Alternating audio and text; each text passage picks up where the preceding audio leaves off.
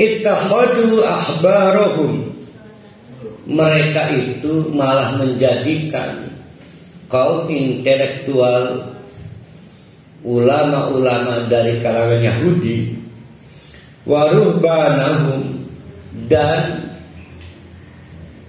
spiritualis dari kalangan Nasrani itu arbaban, sebagai Rob min dunillah, selain Allah. Kenapa disebut Rob? Karena berkaitan dengan tata kelola pertanian, tata kelola bisnis. Gak berani bercocok tanam kalau belum menghadap mereka ya, karena dianggap mereka lah yang memiliki otoritas, mampu memelihara keberlangsungan pertanian. Mau bisnis, mau nyalon pilkada, macem-macem, sampai arep kawin baik kudu nekani mereka sampai sekarang ya. Bahkan andai kata pun sudah mati, kuburannya didatengin itu, yang kita sebut dengan ziarah. Nah, itu disebut dengan ittakhadul arbaban min dunillah. Mestinya cuma Allah yang digitukan. Mau bercocok tanam, datang ke Allah, karena Allah yang maha mengatur alam raya ini. Mau bisnis, datang ke Allah, yang datang kepada yang ilegal. Kayak mereka bisa aja memastikan alam raya itu. Mau nyalon bupati, wali kota, datang ke Allah. Ini mah datang kok ke ustadz atau ke ahli ibadah. Ustadznya pada banyak. Ya gini aja sih, benten mahar pinten, mahar. Lamun rencana ini pinten belanja misalnya, paling 30 miliar, 27 daerah, kecamatan, 10% be mahar, insya Allah jadi. Berarti berapa? 3 miliar ginakian. Barang jadi bisa bisnis. Sianis jadi awas kelajon leuwih 3 bulan harus sedekah berisi pengerigan. Di sini bisa ngeblon jadi bisa kiai ngeblon amat sih bupati. Nah itu namanya ittakhadu arbaban min dunillah. Dan meninggal ada nggak kiai begitu? Pokoknya sedikit yang nggak begitu. Ada nggak ahli ibadah begitu? Pokoknya sedikit yang nggak begitu. Nah di sisi lain, jangan-jangan banyak orang pengen jadi ustadz karena pengen begitu. Jangan-jangan banyak orang pengen jadi ahli ibadah karena pengen begitu.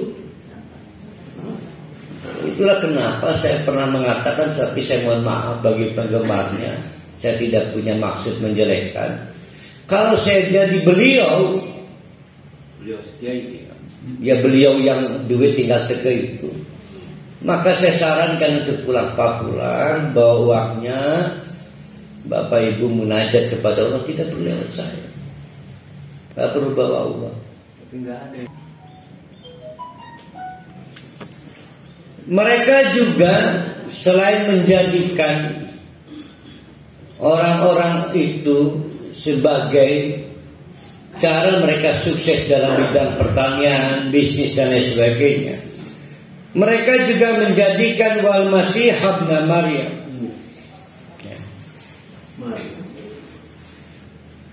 yang disebut anak-anak Tuhan itu, sebagai arbaban min dunillah. Padahal wa ma umiru illa liya'budu ilahan wahidan la ilaha illallah. Sejak Taurat diturunkan lalu diteruskan oleh Injil sampai yang paling mutakhir Al-Quran dan tidak ada lagi, gak pernah berubah. Kita hanya diperintahkan beribadah kepada Allah. Tidak ada Tuhan selain Allah. Subhanahu amma yusyrikun. Maha suci Allah dari apapun yang mereka melakukan tindakan sekutu. Nah, disinilah titik sentralnya. Berarti ibadah adalah apapun yang diperintahkan Allah. Dari situ kita menggali bahwa ada ibadah khas, ada ibadah am. Ibadah khas adalah ibadah yang hanya dilakukan kalau diperintahkan. Sepanjang ada dalil, maka lakukan. Sepanjang tidak ada dalil, haram untuk dilakukan. Tidak ada ruang untuk kreatifan. Maka disebut ibadah khas. Lain itu silahkan bebas, sepanjang belum dilarang. Namanya ibadah tuh ya, sepanjang belum dilarang. Jadi walaupun itu ibadah tetap harus tekun mencari maunya Allah. Itu yang disebut insya. Harus tekun mencari Allah. Nah, ibadah khas itu berarti berpokok pangkal. Kalau zaman itu di Taurat, dari Taurat. Kalau zaman itu Injil, dari Injil. Nah, zaman kita dari Al-Quran. Tapi kan dengan Al-Quran, ibu-ibu, bapak-bapak gak bisa wudhu, gak bisa sholat, kan mujmal. Nah, kan gak bisa, gak ada praktek sholat di situ, gak ada praktek wudhu. Gimana itu jadinya? Maka butuh hadis untuk membatasi kemujmalan Quran. Butuh hadis untuk membatasi kemujmalan Al-Quran. Nah, berarti bukan sembarang hadis. Sudah Al-Quran bersifatnya mujmal, ini diambil hadis yang mujmal. Jangan sama juga jeruk makan jeruk. Maka hadis yang diambil adalah selain sahih juga yang tafsili, yang terinci. Jadi kalau ada dua hadis sahih, ada dua hadis sahih, yang satu mujmal, yang satu tafsili, mana itu yang mau diambil? Yang tafsili. Ada Allahumma ba'id, ada wajahtu, ada Allahu Akbar kabira, doa-doa iftitah. Tiga-tiganya sahih. Allahumma ba'id tafsiri, terinci Bapak. Wajah itu juga. Allahu Akbar kabira mujmal. Nah, itu contoh. Maka lebih aman menggunakan yang Allahumma enggak wajah itu tidak, tapi kepanjangan ya. Ini Allahumma ba'id. Jadi ya Allah Akbar kabir sendiri ada dalil, ada hadisnya dan lain sebagainya. Itu contohnya.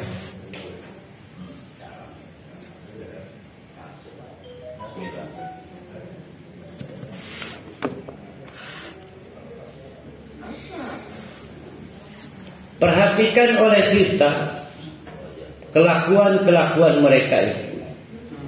Sudah mereka menjadikan pihak lain sebagai arbaban min dunillah, Tuhan selain Allah. Mereka juga yuriduna, menginginkan, ayyudfi'u, untuk memadamkan nur Allah, cahaya Allah. Maka lahir sebutan ekstremis, radikalis, apalagi itu, teroris, agar para hari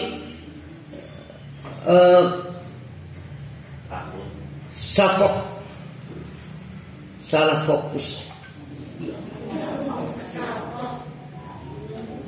gapok, gagal fokus karena nggak pede. Bukan darah ini teroris lah. Akhirnya orang mau rajin ke masjid takut dikira radikalis lah. Mereka pengen memadamkan nur Allah, cahaya Allah, biafwahim, dengan kampanye-kampanye, narasi-narasi dari mulut-mulut mereka. Wayaba, tidaklah menolak Allah itu kepada kemauan mereka. Mereka berusaha memadamkan cahaya Allah, maka otomatis Allah melindungi cahaya Allah. Malah tambah disempurnakan. Jengkel walau karihal kafirun, jengkel menjengkel. Akhirnya ada kasus bintang jatuh dari langit. Ada 2 bintang, ada 1 bintang banyak jatuh. Redup, ganti ngarin sepi ki buzer-buzer iki. Ganti ngarin. Tambah kuat lagi cahaya Allah. Jadi ketahuilah upaya mereka Spartan akan terus menerus sampai kapan. Kau tahu lah dia mau Allah di sini. Sampai kapan? Jangan pernah lengah, jangan tidak mau tahu, jangan tidak mau ambil aksi. Ya, kita harus tetap dalam upaya untuk menjaga cahaya Allah, menyempurnakan cahaya Allah, karena mereka pengen memadamkan cahaya Allah. Kenapa? Karena huwa, Allah itu alladzi, zat yang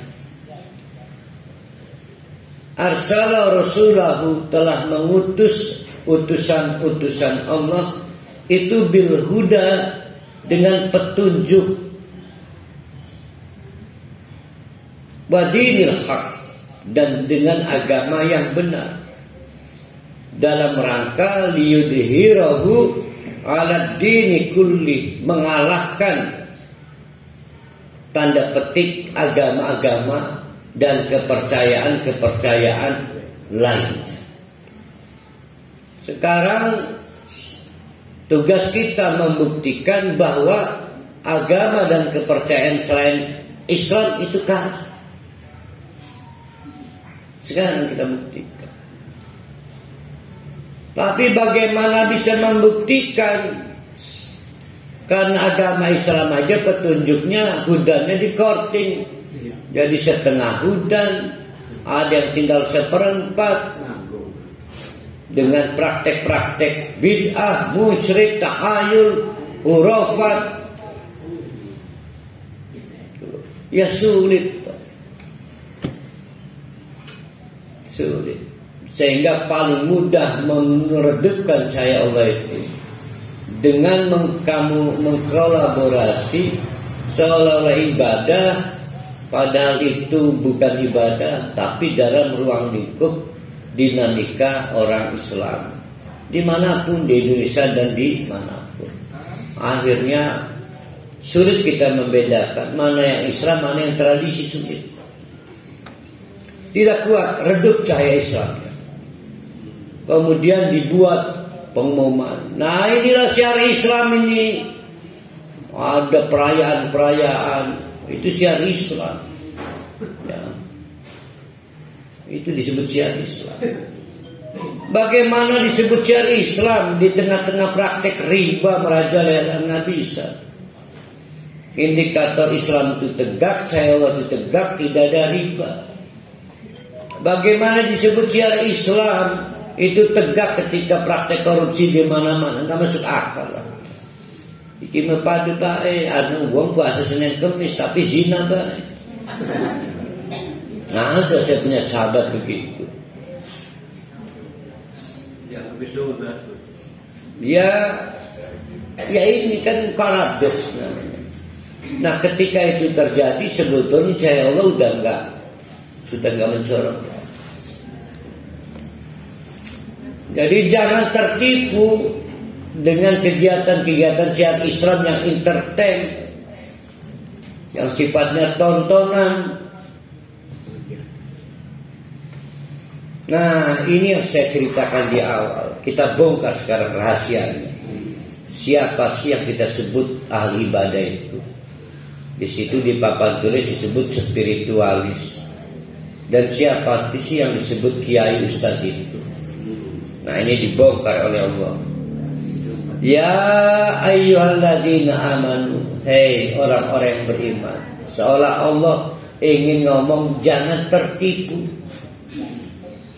Kenapa? Inna katsiran akeh-akeh, enggak semua loh. Ya.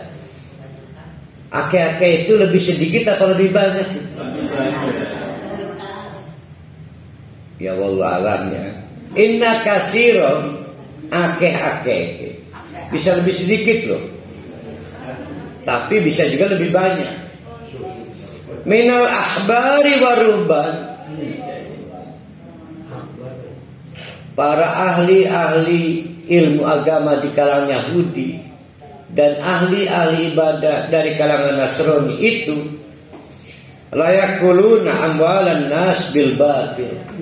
Mereka itu terbiasa, sungguh-sungguh terbiasa menerima rizki yang batal, yang ilegal. Kenapa ilegal? Mereka menyalahgunakan. Mestinya hak anak yatim diambil, mestinya hak orang miskin ilegal kan? Ya, mestinya untuk ini terus. Maka mereka semakin kaya dan semakin kaya. Kasiron, kebanyakan. Wallahu alam lebih sedikit atau lebih banyak? Tanya Bu Ima Pancasura. Probability kan ini kan. Tapi mau kapanpun, tahun berapapun, dimanapun tetap fenomena ada. Tetap fenomena. Tidak cukup itu, wa yasudduna an sabilillah. Maka dua kelompok ini kompak untuk menutup yang benar. Upaya-upaya dakwah-dakwah yang bisa membongkar kedok mereka itu akan ditutup.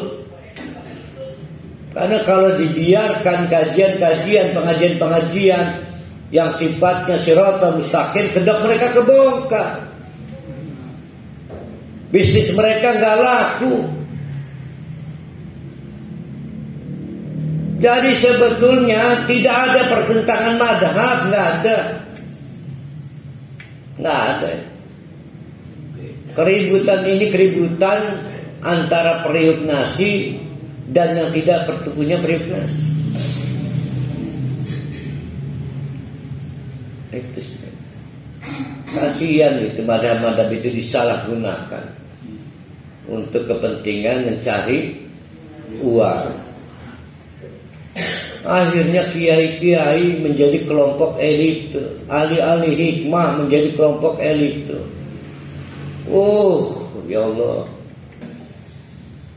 Walladzina yaknizuna dzahaba, mereka orang-orang dari dua kelompok itu menyimpan investasinya itu dalam bentuk logam mulia, baik az-zahab, emas, maupun al-fiddah, perak. Berarti kaya mereka. Nggak infak ke mereka. Bentuknya emas batangan segala. Saya alhamdulillah nggak punya emas batangan, punyanya manar emas lah.